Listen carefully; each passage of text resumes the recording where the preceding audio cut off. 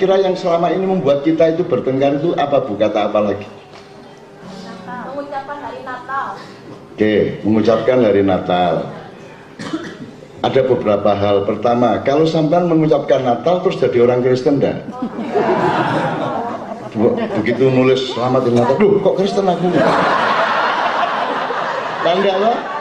Oke, ini. Upamanya Pak Dubes mantu. Terus ada resepsinya, panjenengan sampean diundang beliau untuk hadir ke resepsinya. Itu sampean harus setuju nggak sama menantunya? Kok itu atau menantunya bu yang sana misalnya gitu? Harus setuju nggak? Meskipun nggak setuju kan tetap datang. Bahwa dia punya menantu siapa kan urusan beliau. Kita hormati beliau mantu. Bahwa mantunya Anda nggak cocok, ya nggak masalah, kan gitu. Jadi kalau Anda mengucapkan Natal, apakah Anda harus setuju isinya Natal? Bisa karep-karepmu, gitu. Pokoknya Anda duwe gawe, saya ngombiongi, saya ingin bersopan santun sama Anda, perkara muatannya itu urusanmu, kan begitu. Betul enggak? 2. Nomor 3, hubungannya Natal sama akidah Kristen itu apa? Apa hubungannya? Natal itu kan ulang tahun. Nah bisa toh. Apakah kalau Anda mengucapkan Natal berarti Anda setuju bahwa Tuhan kok ulang tahun itu? Apa Anda terus kayak gitu kan? Enggak. Itu kan tidak ada hubungannya, itu kan budaya. Ulang tahun kan budaya, ibadah muamalah, betul nggak? Itu ibadah muamalah, bukan ibadah mardhah. Loh, mereka sendiri tidak mengatakan itu teologi kok, itu budaya kok. Christmas itu budaya, bahkan industri kok, kan begitu. Jadi ya gimana ya, enggak apa-apa Bu, ya enggak apa-apa mengucapkan. Cuman kalau ingin menghibur orang yang melarang, ya jangan mengucapkan.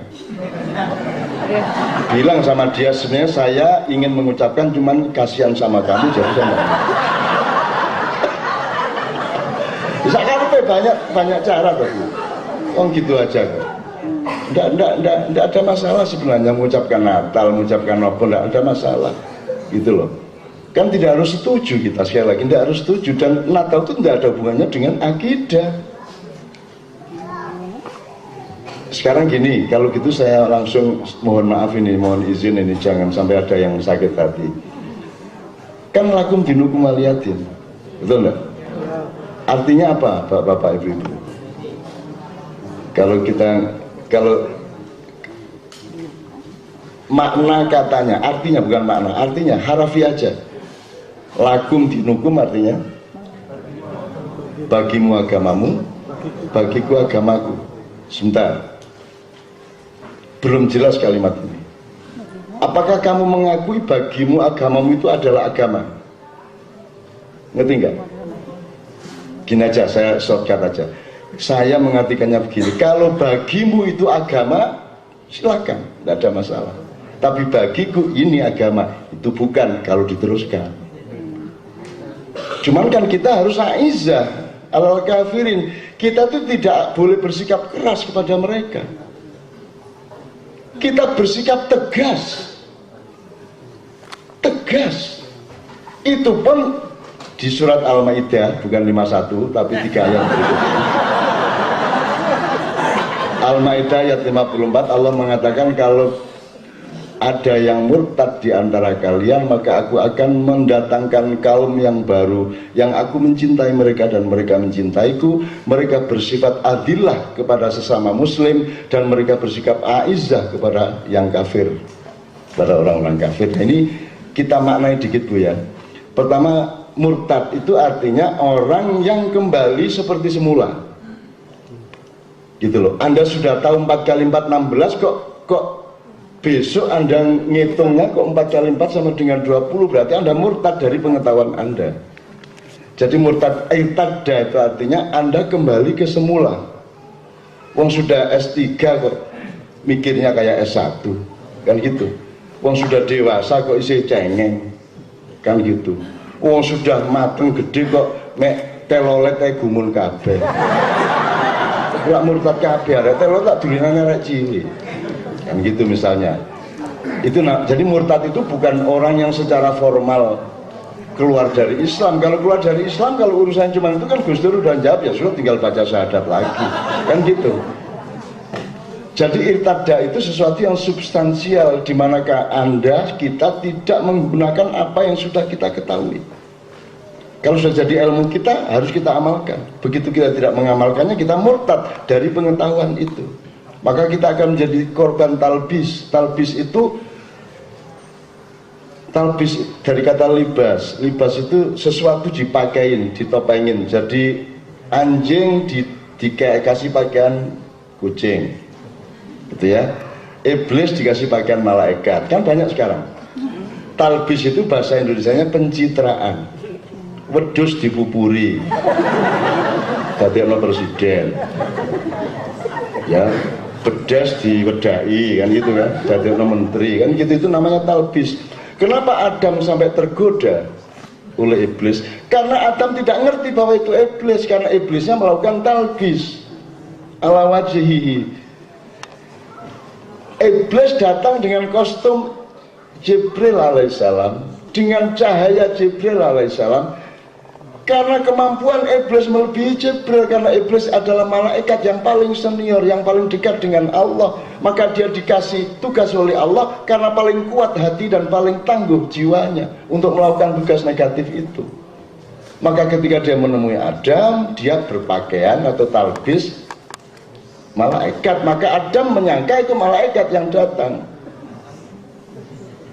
Kelak baru tahu bahwa itu ternyata iblis, gitu loh. Kemudian wala taqrabu hadhihi syajarah, jangan dekati pohon ini. Terus semua mengatakan itu pohon haram. Nah, ini salah menilai. Kalau di surga ada yang haram, lah apa nang surga? Haram tidak itu urusan kita sekarang. Kalau di surga kalau sing haram, Ustaz. Lah nek jono sing haram, lah apa swarga angel-angel oleh ndole adane cek haram aja. Enggak ada barang haram.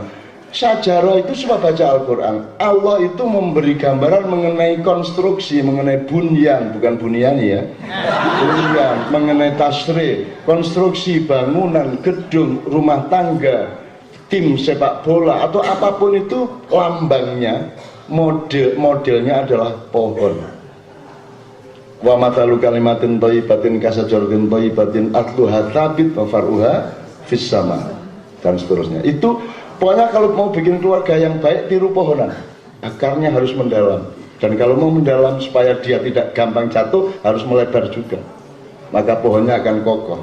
Daunnya merambah ke kanan kiri mengayomi siapa saja. Itulah keluarga yang baik, itulah pemerintahan yang baik, itulah dubes yang baik. Seperti pohon yang menancap ke bumi akarnya dan daunnya merambah ke langit. Jadi seluruh gambaran mengenai kebaikan itu pohon. Maka kalau ada pohon yang tidak boleh didekati oleh Nabi Adam, itu urusan kredibilitas, urusan apa namanya, kelas. Adam, kamu baru akan try out di dunia. Kamu belum punya jam terbang. Kamu belum S1, kamu itu masih balita. Jangan deket-deket, itu ilmunya S3 itu. Gitu loh. Jadi wala taqrabu hadhihi syajarah, jangan dekati pohon itu maksudnya kamu belum kuat. Ini ban hitam ini. Loh, kamu ini baru latihan karate 2 bulan nih. Gitu loh. Kamu jangan dekati ya. Jadi ini soal lain ya. Tapi kita kalau boleh dinamis terus menafsirkan itu semua, mentadaburi itu semua. Maka akhirnya Adam tergoda karena dia salah sangka. Karena bangsa Indonesia sekarang juga tergoda oleh iblis-iblis yang berpakaian malaikat. Wah, itu jumlahnya banyak dan kayaknya nggak ngerti sing di malaikat sing di iblis. Makanya saya menolak ngomong Indonesia. Dan nggak usah lah, gitu loh. Yang penting peka aja Anda. Oke, ini tadi kan kita ngomong mengenai apa? Ucapan Natal. Nah, kemudian Allah mengatakan, aku datangkan kaum. Kan sekarang anggaplah kita ini melakukan pemurtatan banyak sekali. Loh, kita ini pinter kok kayak nggak pinter gitu loh. Wong kita ini canggih kok kayak nggak. Kita ini kan canggih bangsa Indonesia ini. Apa sih bangsa Indonesia gak iso? Ini kori seperti ini ndolek Arab Saudi nek ana telu ketok ndrijiku. Qiraah dititipkan ke bahasa Indonesia Pak Dubes, Islam dititipkan ke Indonesia, masa depan bahasa Arab itu di Indonesia. Ini serius, karena anak Indonesia apalagi Jawa Timur angon wedhus iso ngaji. Di kota ada profesi ngimami terawih, profesi itu. Di desa anak ngarit itu ngimami terawih pinter, khutbah Jumat pinter, gitu loh. Jadi orang Indonesia itu istimewa. Saya bisa bicara sangat banyak. Sebenarnya saya juga sangat punya nafsu dikit untuk ngasih tahu bahwa Indonesia itu yang tidak diketahui dunia adalah rakyatnya yang luar biasa, umatnya yang luar biasa. Ini ada PCNO, berarti ada PBNO. Pemerintah jangan GR. Kalau ngalahin PBNO gampang, kasih rumah sakit beres. Tapi kalau Nahdien itu bukan NO. Nahdien itu makhluk tersendiri yang tidak peduli Said Agil melakukan apa saja. Mereka tetap selawatan, tetap berbuat baik, tetap istighosah, tetap wiritan. Itu Nahdien. Dan Nahdien tidak bisa dikalahkan. Umat Islam yang di bawah tidak bisa dikalahkan. Kalau ormas Islam gampang dibeli, DPR gampang disogok, pemerintah gampang dikendalikan. Tapi kalau umat, jangan main-main sama umat Islam di Indonesia, jangan main-main sama rakyat Indonesia. Jangan main-main. Dan lain sebagainya. Saya sebenarnya ingin pidato kenegaraan sebenarnya. Kon ya hati-hati kon ya. Kon reja-rejaning zaman. Tapi kapan-kapan. Jadi Allah mencintaimu dan engkau mencintai Allah, kan itu janji Allah. Menurut saya Anda ini, terutama anak-anakmu, jadikanlah orang yang dicintai Allah dan mencintai Allah. Dia yang akan pegang masa depan. Dengan dilatih dua sifat, satu azillah alal mukminin, bersikap lemah lembut satu sama lain. Jadi kalau ada Islamnya berbeda, jangan kereng-kereng toh. Sesat. Ya, orang sesat kok dimarahin itu loh.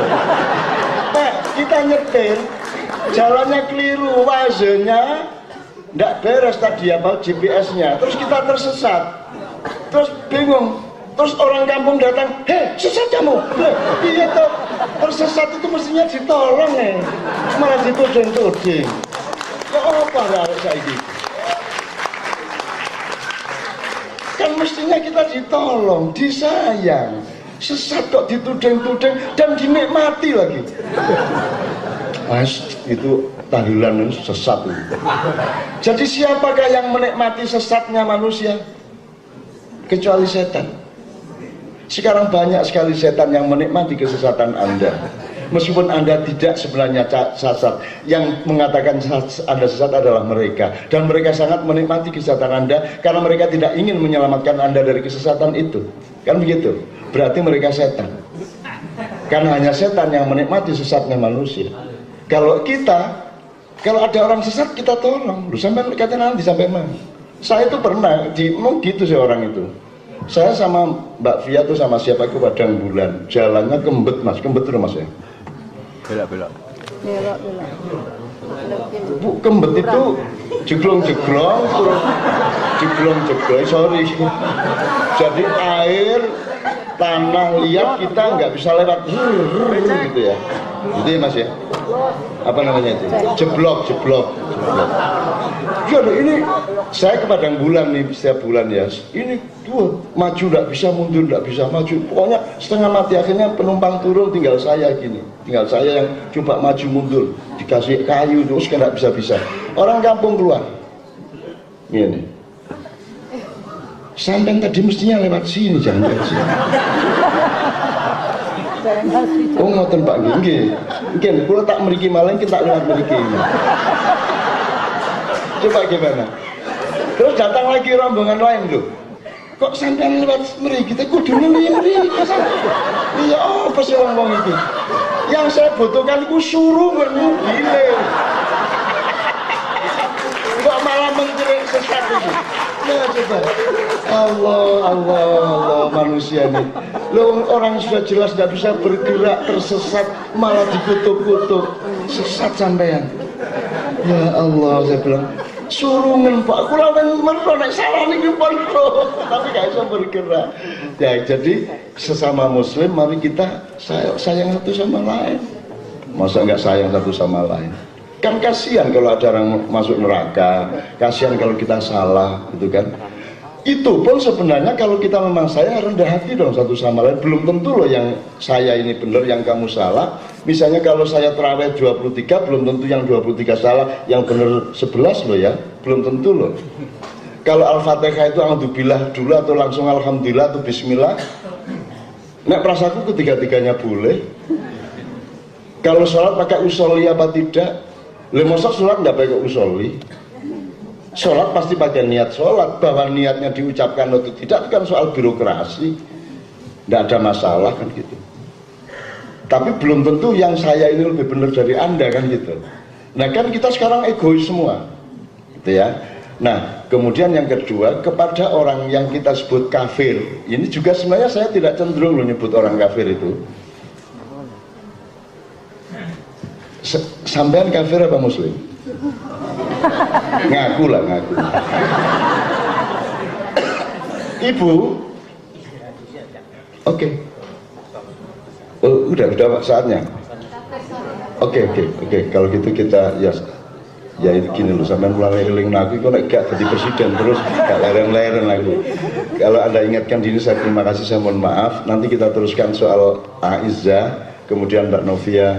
Begitu selesai sholat kita dimulai dengan Mbak Novia nyanyi dulu, baru kita teruskan dengan tanya jawab dan meneruskan lagi.